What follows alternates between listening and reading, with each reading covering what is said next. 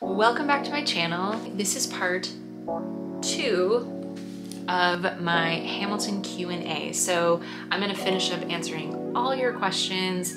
There's so many great questions. You guys have amazing questions for me. This was so fun to think about my experiences on Hamilton and to kind of get to relive that while we're out of work right now. Obviously, we're still within a pandemic and our industry has gotten hit super hard. Pretty much everybody that I know is out of work right now in theater. Anyways, hold tight and here's my next set of questions. What exactly was your job?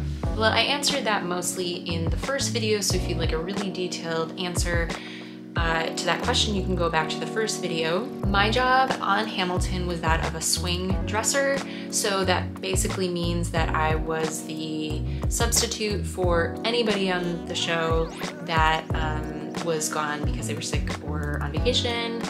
And sometimes it was very last minute when I would get called, like an hour before, half hour, or I would know weeks in advance if someone had scheduled vacation. So that was my job. I knew all the dresser track roles plus laundry. It was really fun. I also did day work. So that was my role on Hamilton. Do you have downtime? You definitely do. Depending on the track, some of the tracks are really busy and there's very little downtime. Like the Hamilton King track is just very busy and you're doing a lot of running through most of the show, but there's downtime built in. The Burr Washington track has a couple actually good stretches where you can bring a book and read. And so I got a lot of reading, knitting, that kind of stuff done. Phones are not allowed backstage at Hamilton. You can keep them downstairs. So if you have a break where you're downstairs, you can use that time to text somebody or scroll Instagram or whatever. I usually would use that time to say goodnight to my kids. The other thing too is that theaters are not really built for great Wi-Fi, so it was definitely good to have a book or something else to do or to eat a snack during those times because you didn't always have cell service in the basement. What's a show like from start to finish? Dressers have to arrive at the theater at what's called the hour before half hour. It's exactly what it sounds like. Whatever the show's start time is, so let's say it's 7:30, actors have to arrive at half hour, which is 30 minutes before the start of the show. We have to arrive an hour before the half hour, so we have to arrive at 6 p.m. We use that time to get ready. You'll do things like preset your costumes upstairs, like backstage where you need to, prep dressing rooms, double check things, make sure that the repairs were done that needed to get done. And you'll also use this time if a swing is going on. So let's say someone was going on for Woman 5, you would take Woman 5's costumes out of her spots and put the swing's costumes in those places. You would also sometimes get notes from the supervisor, like if there were any changes or any updates or anything like that. And then usually we'd get that in-out list, like at the top of that hour before half hour. Sometimes you don't, sometimes there's emergencies that happen and then you wouldn't get that, so you'd get everything prepped and then you'd have to swap everything back out again. It can be very time consuming, so sometimes you'll use that entire hour. And then at half hour, you need to be done doing that and you need to be ready for anything that the actors might need. So at half hour, you'll get a call from stage management over the PA and they'll say, "Hello everyone, tonight is this time at this performance. Mulligan Madison will be played by blah blah blah.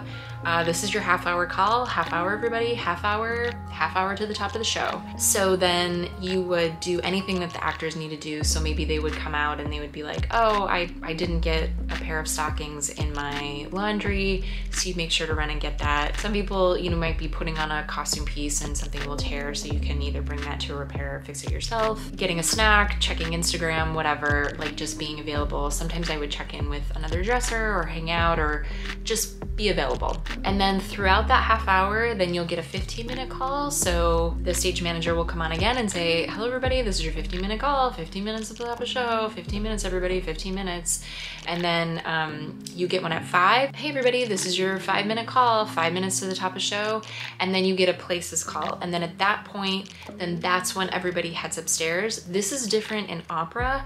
When I worked in opera, at your 5-minute call, you needed to be at places, because at places is when they started the show.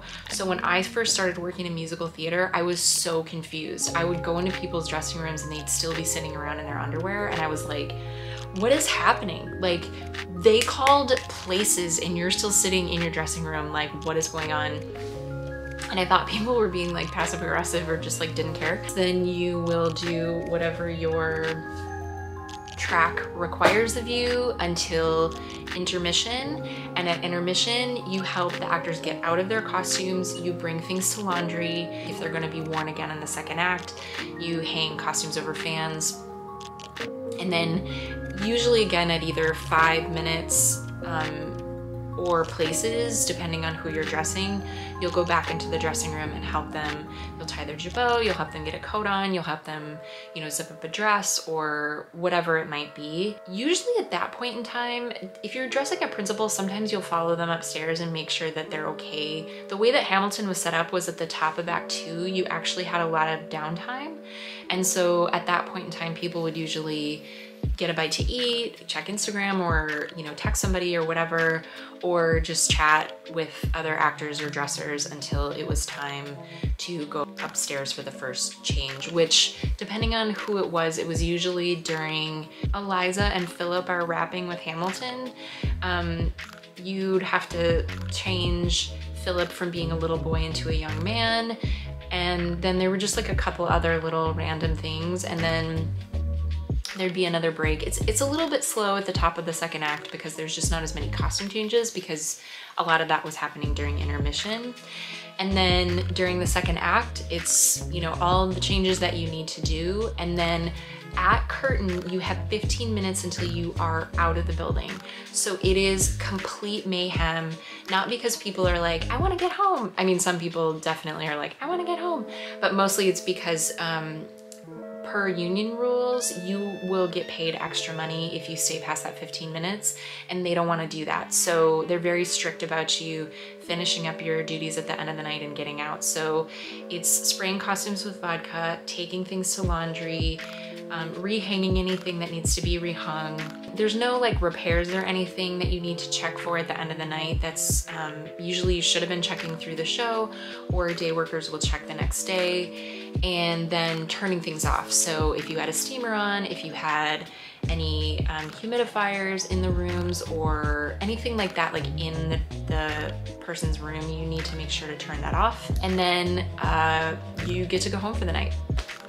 It's usually late at night. What is the hardest quick change?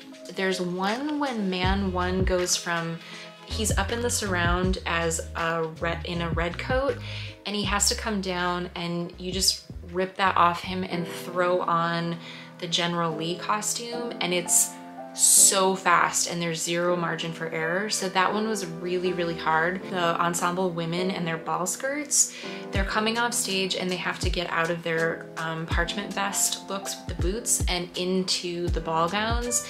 And it's very coordinated. Every single dresser, there's 2 people dressing them at that time, or there's 2 people dressing each woman at that time. So even if you're not an ensemble woman dresser, you will be pitching in during that time. It's very fast. It's a very quick turnaround. I got pretty good at it, I would say, but if there were any like people not getting zipped up all the way, that was when it definitely happened during that. The other thing that was a little bit tricky was getting Eliza in and out of her baby bump. Yes, she wears a baby bump when she's pregnant in the show, and there's 2 different baby bumps.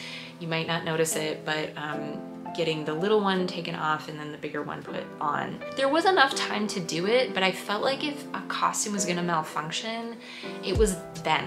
Like a zipper would get stuck or something. It just always seemed to go awry with that change. 99% of the time it went just fine, but for some reason with that one,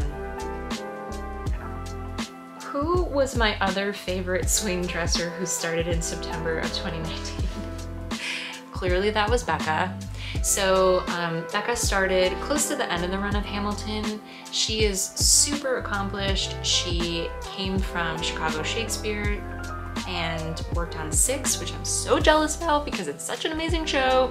And she does a lot of work with television as well. And I'm really glad that I got a chance to cross paths with her and work with her because she's really great. She makes me laugh. She's very fun and very funny. How exactly did you get the job?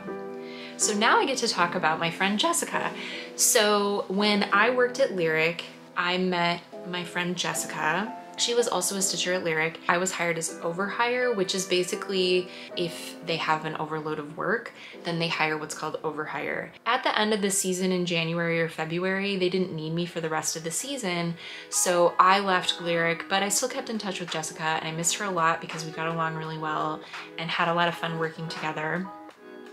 And at the end of Lyric's season in May, she got a job as the swing dresser and she was only gonna do it for the summer at Hamilton. And I went and did Heartbreak Hotel. She did the swing job, and then as she was doing the swing job, Hamilton's dresser, so the star dresser position, opened up. And Jessica took that position, and then the swing position opened up again. And right about the time that my show, Heartbreak Hotel, closed unexpectedly. I had called Lyric. They didn't need people for the season because they had already filled all their positions. So I texted Jessica and I said, hey, is this swing position still open? And she was like, yeah, I'll let my supervisor know. Got that job lickety-split. If you want to know more about like how I got a job in the theater world, you can watch my other video, How I Got a Job at Hamilton, and that'll give you a lot more of the kind of steps it took to even get a theater job at all. But that was how I got that job, and Jessica and I were so excited to work together again because we just have a blast working together. I love working with her. She's super meticulous. She's really on top of things. She's a super hard worker, and I was just so honored and pleased that she recommended me for the position of the swing dresser. And yeah, so that's ultimately how I got the job at Hamilton. Who gives the best hugs? Yossi, of course. Yossi is the men's dance captain. He is so great. He was so kind to me and welcomed me into the HamFam when I started. His hugs are epic, and I always loved getting a hug from him. And I miss him a ton. What was your least favorite job? Carrying things up and down stairs was always my least favorite job. At first when I started, it was ironing the men's shirts because they're just really hard to iron, and when you're first starting, you're not efficient at all. And I would watch other people do it and they were so fast and did such a good job. And I felt like I was so clumsy at it to start with. In no time, I got really, really fast, and then I loved doing that job. What was the hardest thing about working on Hamilton? The hardest thing was ultimately the schedule. When I first started, it was kind of all over the place because I was a swing, and so my schedule just wasn't consistent. And then as it moved on, I was also a full-time day worker. So if you are a full-time day worker and you're running a show, day work starts at noon.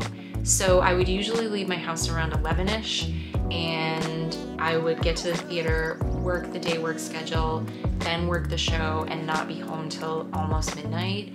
A lot of times I would have a hard time falling asleep before 2 in the morning, and then my kids get up to go to school, and so I would have to be up by like 7:30, and that's hard. It's hard. And so, you know, the lack of sleep and then also not being able to see your friends and family, I had very little time off.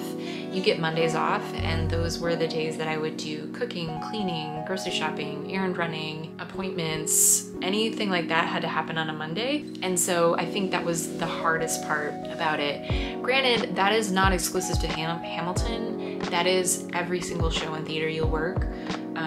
people that work in theater work really long hours and they work really, really hard, and it's usually when everybody else is binge watching Netflix. What do you most regret? I really wish that I would have been able to work on the show from the start of it. That just wasn't my timeline and what happened. But I don't really have any regrets. I think I just had a really great time. And yeah. What do you miss the most? Working? All of us are out of work right now. I think the people. I just really miss being around creative people every day, and I miss being around the friends that I made, and I think getting to build stronger bonds with other union members, and then the next show that you work on, you're like, hey, and then you get all excited and you're like, I didn't know you were working the show. And I think that's like a really fun part of it. You really make bonds with people through your shared experiences, and you're friends for life. I still get texts from people from Heartbreak. I'm really good friends with people from Hamilton. How is it different dressing a principal versus dressing their swing? So it can be very different actually. Occasionally, if the swing maybe they haven't done the role in a really long time, sometimes they might need you to be on your toes to help them remember cues. Ultimately, that's their responsibility. Sometimes they're more laid back than the principal, not always, so you just kind of kick back and enjoy the ride.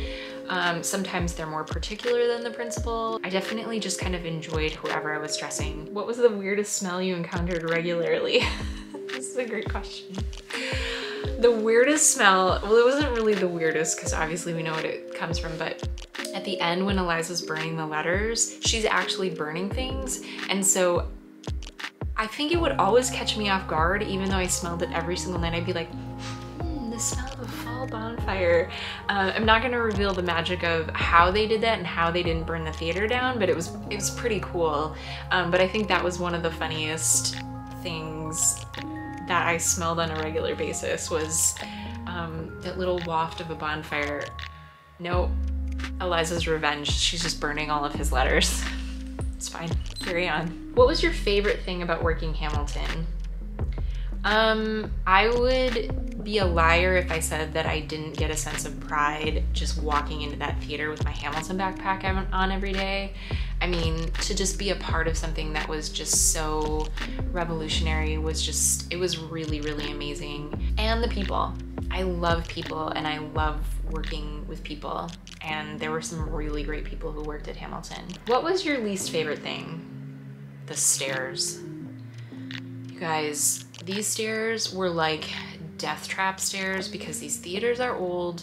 They're not built to OSHA standards. They're super steep. They're made out of concrete. Every day going up and down them, I would always think in my mind, I'm going to fall down these. At the very least, I'm going to break my leg. At the very worst, I'm going to break my neck and die. And then I think the other thing that was hard was missing things in my personal life. So, and I definitely knew that like working at Hamilton was a short-term thing because I knew the closing date. So I wanted to put as much into it as I possibly could while I was there. But it was hard when, you know, my kids had like a choir concert or an orchestra concert or, you know, after school program or something like that, and I had to miss it. So that was hard. All in all, I love my experience. I would 100% do it again. So there is the end of part 2. I had a great time answering these questions. Thank you so much everybody that submitted them. If you are new to my channel, please subscribe. I would love it if you do. Like this video, and you can also follow me on Instagram. I'm Summer Bluma there too. Thanks for watching.